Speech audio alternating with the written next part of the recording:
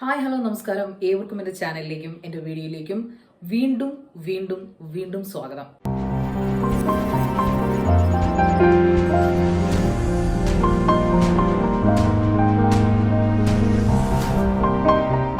വളരെ വ്യത്യസ്തമായിട്ട പേരുമായി ഈ ആഴ്ച റിലീസ് ചെയ്ത ഒരു പുതുപുത്തൻ ചിത്രത്തിന്റെ റിവ്യൂവും വിശേഷങ്ങളുമായിട്ടാണ് ഞാൻ ഇന്ന് നിങ്ങളുടെ മുമ്പിൽ നിൽക്കുന്നത്.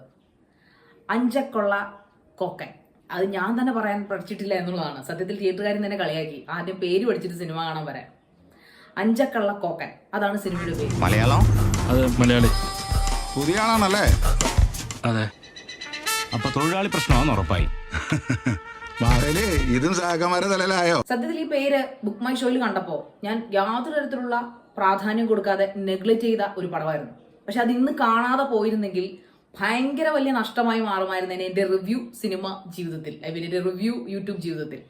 എൻ്റെ ഒരു സുഹൃത്ത് യൂട്യൂബർ തന്നെയാണ് എന്നെ വിളിച്ചിട്ട് ഇത് പറഞ്ഞത്. ശാരിക മസ്റ്റായിട്ട് നീ ഇത് കാണണം, നീ ഇത് കണ്ടിട്ട് നീ അതിന്റെ മേക്കിങ്ങിനെ കുറിച്ചും നീ നിന്റെ സ്വന്തം ഭാഷയിൽ തന്നെ അതിനെക്കുറിച്ച് പറയണം, നല്ല രീതിയിൽ എഡിറ്റ് ചെയ്തിടണം എന്നൊക്കെ പറഞ്ഞാൽ അങ്ങോട്ട് കുറെ രാത്രി പാതിരാത്രി എന്നെ വിളിച്ചിരുന്നു.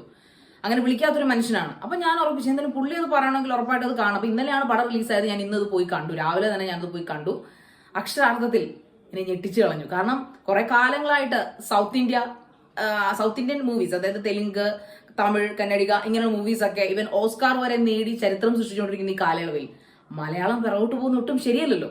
മലയാളം എക്കാലവും സിനിമയുടെ സുവർണ പീഠങ്ങൾ താണ്ടുന്ന ഒരു കലയാണ്, അല്ലെങ്കിൽ ഒരു ഫീൽഡാണെന്നാണ് ഞാൻ എപ്പോഴും കേട്ടിരിക്കുന്നത്, നമ്മുടെ പ്രത്യേകിച്ച് മലയാളം, മോളിവുഡ്.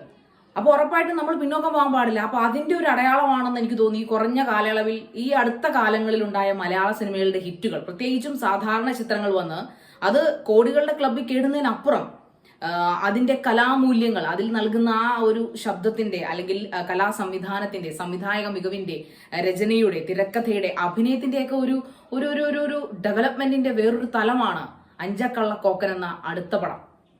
അതായത് നമ്മുടെ ചെമ്പൻ വിനോദ്, നമ്മളെല്ലാവരും കേട്ടിട്ടുണ്ട് ചെമ്പൻ വിനോദിനെ കുറിച്ചല്ല. അദ്ദേഹത്തിന്റെ ഒരുപാട് പടങ്ങൾ ഇറങ്ങിയിട്ടുണ്ട്. വ്യത്യസ്തമായ കഥാപാത്രങ്ങൾ ചെയ്യുന്ന വ്യത്യസ്തമായ ലുക്കിലുള്ള ഒരു മനുഷ്യൻ. അദ്ദേഹത്തിന്റെ അനിയൻ ചെയ്തിരിക്കുന്ന അദ്ദേഹത്തിന്റെ അനിയനെ പ്രത്യേകം എന്ന് വെച്ച് കഴിഞ്ഞാൽ ഉല്ലാസ് ചെമ്പൻ. ആ തിരക്കഥയും സംവിധാനവും രചനയും എല്ലാം അദ്ദേഹം തന്നെയാണെന്നാണ് പറഞ്ഞിരിക്കുന്നത്. അപ്പൊ അദ്ദേഹത്തിന്റെ ആ മൊത്തത്തിൽ ഒരു സിഗ്നേച്ചറിലുള്ള പടമാണ് അഞ്ചക്കള്ള കോക്കൻ എന്ന് പറയുന്ന ഒരു ത്രില്ലർ എന്ന് വേണമെങ്കിൽ പറയുന്ന. എങ്ങനെയാണ് അതിനെ ഒറ്റ വാക്കിൽ പറയുകയാണെങ്കിൽ, അതായത് ഒരു ക്ലിന്റ് ഈസ്റ്റ്വുഡ് മലയാളം ടച്ച് പടം, അല്ലെങ്കിൽ ക്ലിന്റ് ഈസ്റ്റ്വുഡ് ടച്ച് മലയാളം പടം എന്ന് പറയുന്നത്. അതായത് നമ്മൾ ക്ലിന്റ് ഈസ്റ്റ്വുഡ് പടങ്ങൾ നമ്മൾ കണ്ടിട്ടുണ്ടല്ലോ, എപ്പോഴും ഒരു പൊടി പിടിച്ച നരച്ച ഒരു കാലഘട്ടത്തിലെ വെടിയും അടിയും പുകയും തല്ലും വഴക്കും ഒക്കെയാണ് അതിനകത്ത് കൂടുതലും. സംഭാഷണങ്ങൾ കുറവും, വെടിയാണ് കൂടുതൽ അതിനകത്ത്, വെടിയൊച്ച, കുതിരയുടെ കുളമ്പടിയൊക്കെയാണ്. അതിന്റെ പോലെ വേറൊരു മലയാളം പതിപ്പ് എന്ന് വേണമെങ്കിൽ നമുക്ക് ഈ അഞ്ചക്കള്ള കോക്കനെ ഉപമിക്കാം. അങ്ങനെ തന്നെ വേണമെങ്കിൽ നമുക്ക് പറയാം. അതായത് ഒരു ക്ലിന്റ് ഈസ്റ്റ്വുഡിന്റെ മലയാളം പതിപ്പ്.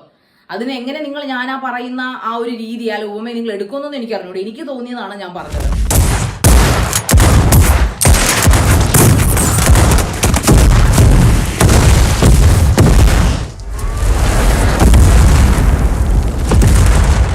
ചെമ്പൻ വിനോദും അതുപോലെ ലുക്മാൻ നല്ലൊരു വേഷം ചെയ്യുന്നുണ്ട്.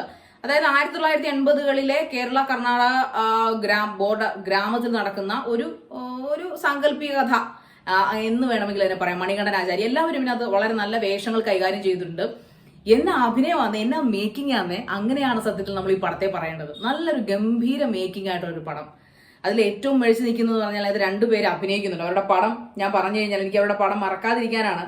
അതിനകത്ത് ആക്ഷൻ രംഗങ്ങളാണ് ഈ പടത്തിന്റെ ഏറ്റവും സൂപ്പർ. അത് ഷാപ്പിൽ നടക്കുന്ന ഒരു ആക്ഷൻ രംഗമുണ്ട്. ആക്ഷൻ രംഗമാണ് അത് കൂടുതൽ മാസ് ആക്ഷൻ രംഗമാണ്. ഒരു മാസ് തിയേറ്ററിൽ തന്നെ മസ്റ്റായിട്ട് നിങ്ങൾ വാച്ച് ചെയ്യണം. കാരണം വേറൊന്നും കൊണ്ടല്ല, ഇന്നത്തെ തിയേറ്ററിൽ ഇളക്കി മറിക്കുന്ന സംഗീതമുണ്ട്, നാടൻ ശീലിലെ സംഗീതം. അത് ചുമ്മാ റാപ്പർ റോക്കും റീപ്പിയൊന്നുമല്ല, മറിച്ച് തിയേറ്ററിനെ ഇളക്കി മറിക്കുന്ന നാടൻ ശീലിലെ സൂപ്പർ സംഗീതമാണ് ഇതിനകത്ത്. അതിനകത്ത് ബാക്ക്ഗ്രൗണ്ട് സ്കോർ കൊടുക്കുന്നത്, അതായത് ആ എന്താ പറയുന്നത്, ചുരുളിയിലൊക്കെ വരുന്ന ബാക്ക്ഗ്രൗണ്ട് സ്കോർ എന്നൊക്കെ നമുക്ക് പറയാൻ പറ്റുമോ. അതുപോലെ ആറിനകത്ത ബാക്ക്ഗ്രൗണ്ട് സ്കോർ ആണെന്ന് എനിക്ക് അറിഞ്ഞുകൂടാ. പക്ഷെ സംഘടനകൾ നടക്കുമ്പോൾ കൊടുക്കുന്ന സംഗീതവും ആ ഒരു ബാക്ക്ഗ്രൗണ്ട് സ്കോറും വേറൊരു തലമാണ്. നമ്മൾ ആ തിയേറ്ററിലെ സീറ്റിൽ ഇരുന്നുകൊണ്ട് ഇങ്ങനെ തുള്ളും ഏതൊരാളും. പക്ഷെ മാസ് എന്റർടൈൻമെന്റ് ഇഷ്ടപ്പെടുന്ന ഒരാളായിരിക്കണം കേട്ടോ. എന്നാൽ ഇതിനകത്ത് കഥയുണ്ട് താനും. ആ ഒരു നല്ല കഥാതന്തുവിലാണ് നമ്മൾ ഇതിനകത്ത് ഇങ്ങനെ ചുരുട്ടുന്നത്. ചെമ്പൻ വിനോദിന്റെയൊക്കെ ഒരു പ്രത്യേക തരം ആക്ടിംഗ് ആണ്, നമുക്കൊന്നും പറയാനില്ല. ശരിക്കും എല്ലാ തരത്തിലും ദൃശ്യഭംഗി, അതായത് മൂന്നാറിന്റെ ആ ഒരു ദൃശ്യഭംഗി, തേയിലത്തോട്ടങ്ങളുടെ നടുക്കാണ്, ഒരു പോലീസ് സ്റ്റേഷനിൽ നടക്കുന്ന ഒരു കഥയാണിത്. ഞാനിത് ഇതിന്റെ സ്പോയിലർ ആകുന്നില്ല, കാരണം നിങ്ങൾ മസ്റ്റായിട്ടും ഇത് തിയേറ്ററിൽ തന്നെ പോയി കാണാം. ഞാൻ ഇന്നലെ രാത്രി തന്നെ നോക്കിയപ്പോൾ 9.8 ആണ് IMDb റേറ്റിന് വന്നിരിക്കുന്നത്. ഇതിനകത്ത് എടുത്തു പറയേണ്ട കാര്യങ്ങൾ ഇതിന്റെ ആക്ഷൻ രംഗങ്ങൾ തന്നെയാണ്. മാസ് ആക്ഷൻ രംഗങ്ങൾ, സൗണ്ട്, ബാക്ക്ഗ്രൗണ്ട് സ്കോറ്, പാട്ടുകൾ, പിന്നെ ഇതിനകത്തുള്ള ആക്ടിങ് ഓരോരുത്തരുടെയും, മണികണ്ഠൻ ആചാര്യ ആവട്ടെ, ചെമ്പൻ വിനോദാണ്, ലുക്മാന്, അങ്ങനെ ഇതിനകത്ത് അഭിനയിച്ചിരിക്കുന്ന പത്മിനി എന്ന വേഷത്തിൽ അഭിനയിച്ചിരിക്കുന്ന ലേഡി ലക്ഷ്മി, അങ്ങനെ എല്ലാവരും വളരെ മനോഹരമായിട്ട് ഇതിനകത്ത് തിയേറ്ററിൽ പൊട്ടിപ്പൂരമാക്കിയിട്ടുണ്ട് തിയേറ്റർ. എന്നാൽ ഇതിനകത്ത് ഭാഷ എന്ന് പറഞ്ഞൊരു പ്രത്യേകത എന്ന് വെച്ചാൽ കന്നഡ ചൊവ്വകൾ, ഇതിനകത്ത് ഗൊത്തില്ല ഒക്കെ ഇടയ്ക്ക് വരുന്നത് കന്നഡയും മലയാളവും കൂടെ മിക്സ്. എനിക്കൊന്നും അത് ഇതുവരെ ആരും കാസർഗോഡ് ഭാഷ അങ്ങനെയൊക്കെ ഭാഷകളിലൊക്കെ നമ്മളിപ്പോൾ ചാക്കോച്ചന്റെ പടമൊക്കെ കണ്ട് അതിനുശേഷം പിന്നീട് കുറെ പടങ്ങൾ അങ്ങനെ ഉണ്ടായി. പക്ഷെ ഈ കന്നഡ മലയാളം ചുവയോട് കൂടി ഒരു ഫസ്റ്റ് പടമാണെന്ന് തോന്നുന്നു. അത് അദ്ദേഹത്തിന്റെ ഉല്ലാസിന്റെ ഒരു അടിപൊളി ഒരു എന്താ പറയാ വല്ലാത്തൊരു ഒരു ഒരു ഒരു ഒരു എന്താണ് അതിന് പറയേണ്ട പേരെടുത്ത് പറയാന്ന് പറഞ്ഞാൽ അതിന്റെ ഒരു അദ്ദേഹത്തിന്റെ ഒരു വല്ലാത്തൊരു അറ്റംപ്റ്റ് ആയിപ്പോയി. Yes, attempt, that is the word, attempt ആയിപ്പോയി. അങ്ങനെ വേണം നമുക്ക് ഇതിനെ കാണാൻ. അതായത് കന്നഡയും മലയാളം ചൊവ്വ രണ്ടും ഉണ്ട്. അത് രണ്ടും പോലീസ് സ്റ്റേഷനിലും നാട്ടുകാരും ഒക്കെയും കന്നഡയും മലയാളവും ചേർന്നിട്ടുള്ള ഒരു ഭാഷയാണ് സംസാരിക്കുന്നത്.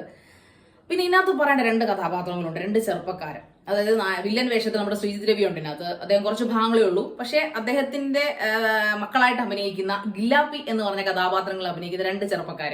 അവരുടെ പേരാണ് ഞാൻ ഇന്നത്തെ തപ്പി നടന്നത്. Merin Jose and Merin Philip. അത് എനിക്ക് തോന്നുന്നു എനിക്ക് അറിഞ്ഞുകൂടാ അവർ ഒറിജിനലി വല്ല കഴിച്ചിട്ടാണോ അഭിനയിക്കുന്നത്, അതോ വേറെ ലെവലാണോ, അതോ അവരുടെ അഭിനയ തികമാണോ, എനിക്ക് അറിഞ്ഞുകൂടാ കേട്ടോ. അവര് ഈ പടത്തിൽ ഓൾ ത്രൂ ഉണ്ട്. അതായത് ഒരു കാൽഭാഗം പടത്തിന്റെ കഴിഞ്ഞപ്പോൾ തൊട്ട് അവരിനകത്ത് വരുന്നുണ്ട്.